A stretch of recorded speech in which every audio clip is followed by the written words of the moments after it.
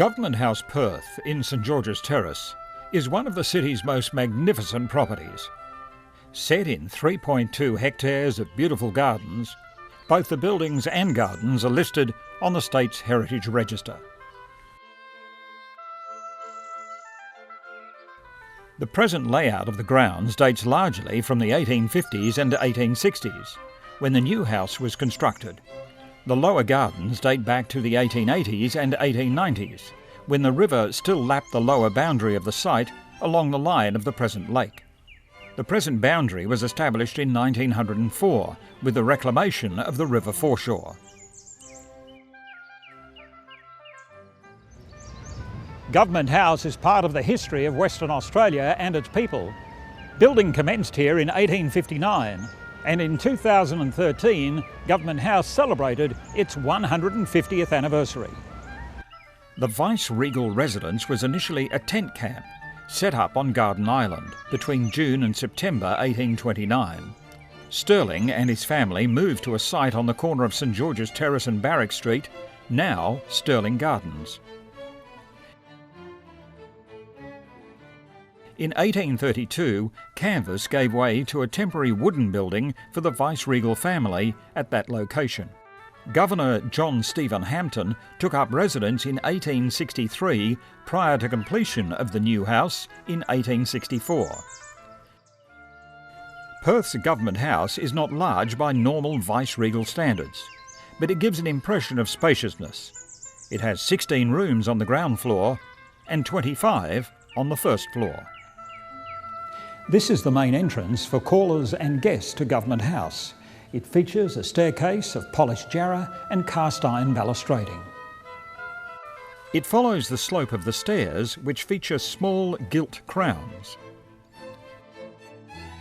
The stained glass window above the first stair landing bears the coat of arms of Queen Victoria and is an excellent example of armorial stained glass from the Victorian era.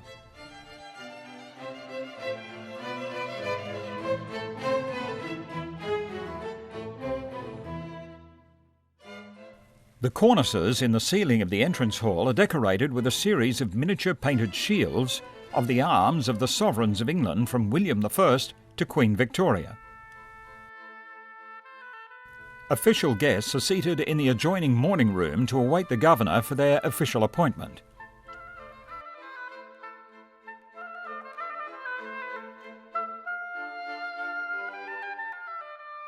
The Governor's study is where His Excellency is able to reflect and work on his constitutional duties and a wide range of ceremonial, civic and community responsibilities.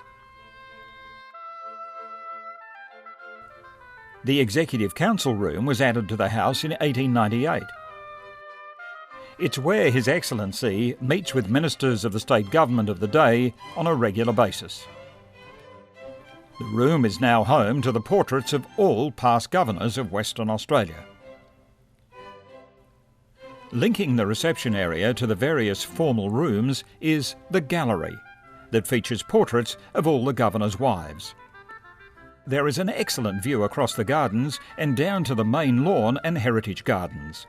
And it's out there in the gardens that we find a living memory to our first governor, Governor Stirling, and the tree that he planted way back in the mid-1800s. This is the drawing room. It's used for most official entertaining, including important visitors, diplomatic callers and small receptions. Historical records of the drawing room in the period before 1880 indicates a very sombre Victorian style of decoration. However, the present decorative theme is based on the style when lighter wall colours were introduced, and extra decorative features were used on the frieze and at dado height. The ribbed and panelled ceiling was sent from England, and other original pieces include the 2 fine marble fireplaces and the tall wall mirrors in gilt frames. Originally planned as a library, the music room alterations resulted in it becoming an extension of the drawing room in 1898, including the mirror recess and the banquette. The 19th century Beckstein grand piano is still in use today and often used to entertain visitors to the house. There are many other rooms in this very special house, including the Governor's private rooms and administrative offices for the running of the state's #1 listed heritage building. And of course the ballroom, which has been the scene of many grand occasions, such as receptions, balls for visiting royalty, and investitures by the Queen and governors. A supper room of the same dimensions as the ballroom is located downstairs.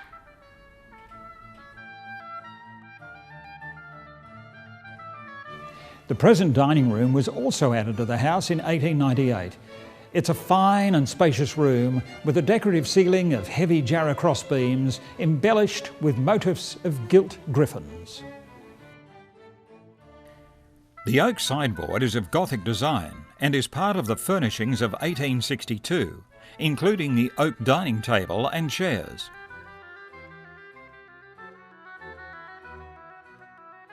This room presents at its best when arranged for a grand occasion, such as a state dinner, but is often cleared of table and chairs to accommodate receptions or small award ceremonies held at Government House throughout the year.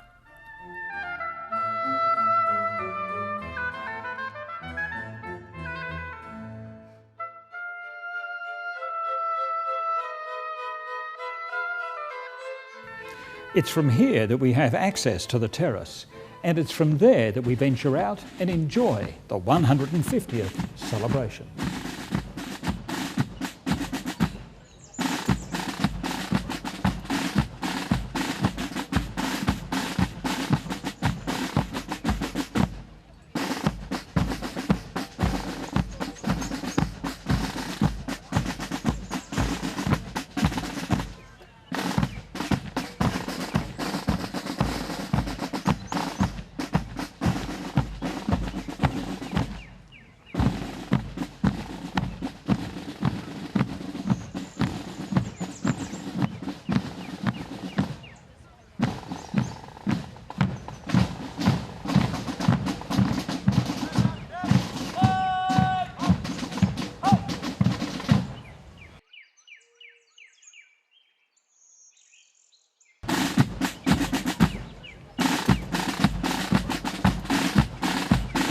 Now the parade commander, Cadet Under Officer Mitchell Corbo from 715 Squadron in South Guildford, moves on to the parade to take command.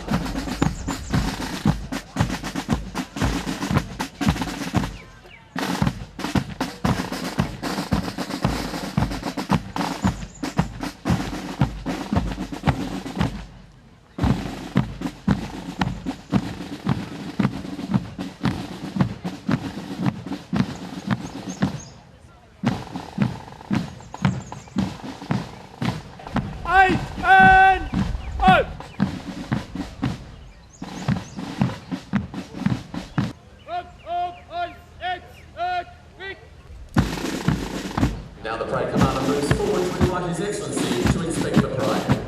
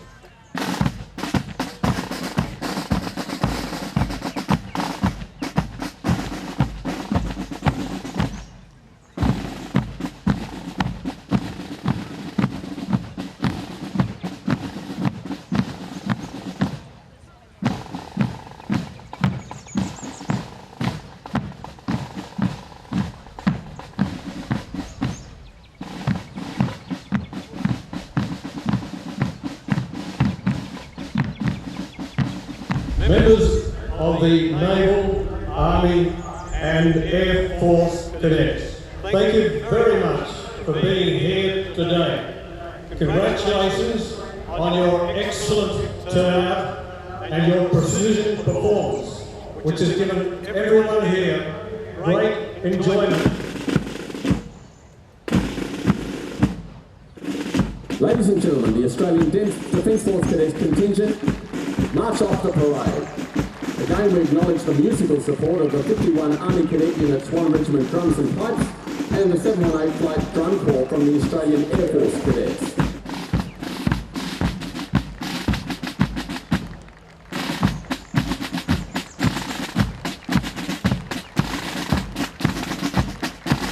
And finally, ladies and gentlemen, I'm sure you'd like to acknowledge what is now a lonely figure, the parade regimental sergeant major, Cadet National Warrant Officer, Will Tilley. Thank you again for your attention, and please enjoy the rest of your afternoon.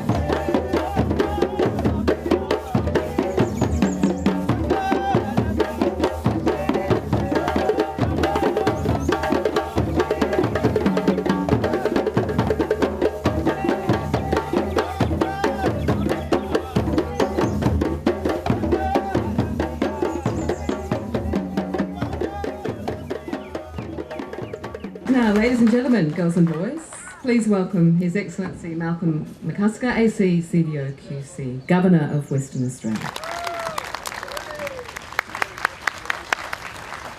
Thank you very much. Ladies and gentlemen, boys and girls, welcome, as I say, to this very pleasant function, which serves two purposes. The first and foremost is that we celebrate the 150th birthday of this beautiful historic building, Government House, and the lawns surrounding it. And the second is that we have 28 different food fairs here from 28 different nationalities, which in due course you can partake of if you so wish. In Western Australia, there are 56 countries represented by a consul or consul general. On behalf of all of these countries, as Dean of the Corps, may I say thank you to His Excellency, the Governor of Western Australia, for having us as part of this Government House Open Day.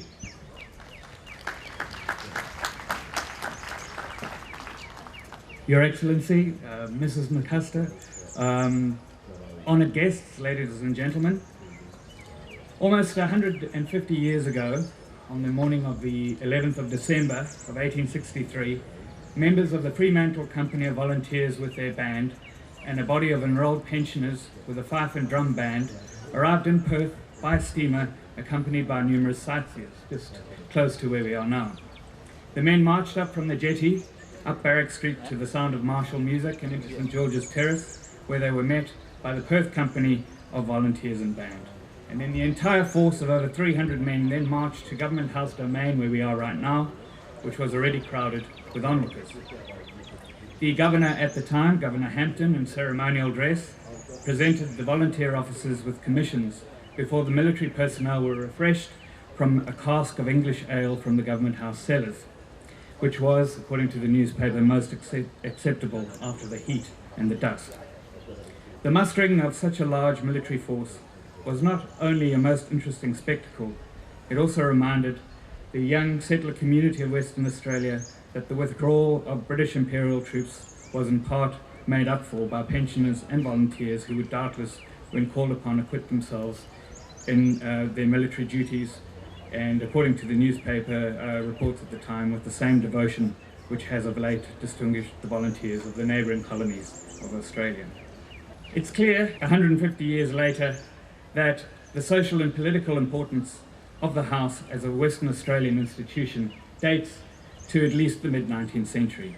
and at the 1860 parade 150 years ago, centred on the granting of commissioners by the Governor to local Western Australian volunteer officers, and that a large proportion of local Western Australian citizens were in attendance. These points all reinforce Government House as an important historical local Western Australian institution and as a building that has always belonged to the people of Western Australia. However, the role of the Governor in 1863 was very different from the role of the Governor today. In 1863, Governor Hampton was a British Imperial Governor. He had been appointed by the Colonial Office in London, and he represented the interests of the British government. He also had significant political powers, as Western Australia at that time did not yet have representative government. The Governor's role 150 years ago was very different from the Governor's role today, and I'd like to pass on to His Excellency now. Thank you. Thank you, and thank you, Jeremy. Jeremy, you're quite correct. The role of the Governor today is totally different from the role of Governor Hampton and earlier governors back in the 19th century. As Governor today, I'm the 31st Governor and only the 8th Governor who's been appointed from Western Australia, that is a Western Australian-born Governor. But things have certainly changed. The Governor back in Hampton's day had almost complete dictatorial control. There was a degree of consultation, but in the end the Governor's word, the representative of the Queen, prevailed. These days, and for some considerable time since self-government, back in 1890, things are totally different, and that's good, because we now are a democratic society, and although governors are not elected, governors are obliged by law to observe the requirements and the directions of the government of the day, the duly elected government, provided, of course, that they are lawful. So there's a degree of, you might say, vetting of laws that are proposed to be passed or regulations, but that's all that involves. People have often asked me, what's it like being the Governor? Well, it's very, very interesting, and we meet lots of people, and we've found throughout the community such incredibly generous, decent people who volunteer. Our community could not get by without volunteers, and part of our work over the last 2 years has been to meet members of the community and to encourage them in what they are doing. Silent heroes and heroines. We live in Government House, and we are the first Governor and wife to live in Government House with young children, the youngest of whom here today is Mary, who's going to help me cut the cake, I hope, and the first for 100 years. The earlier Governor before that was Governor Strickland back in 1909. He was the 16th Governor. There have been some interesting things that have happened here. We have what we call an Executive Council meeting, which Dr. Mike Mahan is well and truly aware of, because ministers of the Crown from time to time come along to the Executive Council meeting at Government House for the purpose of going through rules and regulations and laws that the government wishes to have approved by the Governor. Until they become, until they're signed by the Governor, they can't become law, but the Governor acts on the advice of the ministers. And sometimes we have outside the Executive Council meeting, I'm sure not only for the first time in 100 years, but the first time ever, we have our little 13-year-old who's an avid basketballer bouncing the ball outside the Executive Council meeting. But now again we have to put a stop to that if it gets a bit too vigorous. Our little daughter Mary has lived here for half of her life and is very used to the life here. I don't know how she's going to take it when we return. Just one other matter that I might mention to you is we've been fortunate, by coincidence, to have been visited here by the Queen and the Duke of Edinburgh, her husband, back in 2011 for Choggum. They were our guests in Government House, and more recently we were visited here by Prince Harry, the grandson, who had lunch with us at the SAS headquarters and stayed here before he returned back on one of his charitable excursions to Africa. So it's been an interesting time. Sir James Mitchell was the very first Governor of Western Australia appointed as a Western Australian-born Governor, and he was the longest serving if you count his Lieutenant Governorship. But I'm sure that in future West Australians will be the governors of the future, even though they're appointed by the Queen, as I was. They're appointed on the recommendation of the Premier of the day, which effectively, in practical terms, means that it's the government of the day that decides who the governor shall be. Thank you again for attending here. I hope you hope you've already enjoyed this brilliant performance, the parade. I think it was quite stirring, and now you're free to wander around the grounds and partake of any of the food in these magnificent little stalls that you've got here that the Dean of the Consular Corps, Mr. Siaf Siamfuri, has mentioned. Thank you, ladies and gentlemen. That concludes the formal part of the afternoon, except for the cutting of the cake.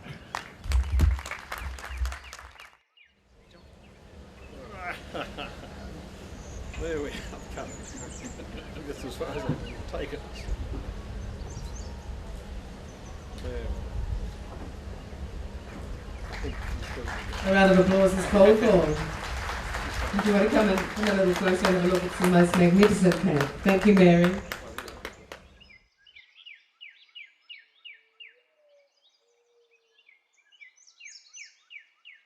Which bit are you going to eat, Mary? I don't know. You don't know? What about one of the top bits? That looks pretty chocolatey, doesn't it? I don't really like You chocolate. don't like chocolate? It's my second favourite flavour. What's your Vanilla. Mary, are you coming? Yes. She does want the cake. She wants some of the cake. Good morning. How are you? Exactly. Afternoon.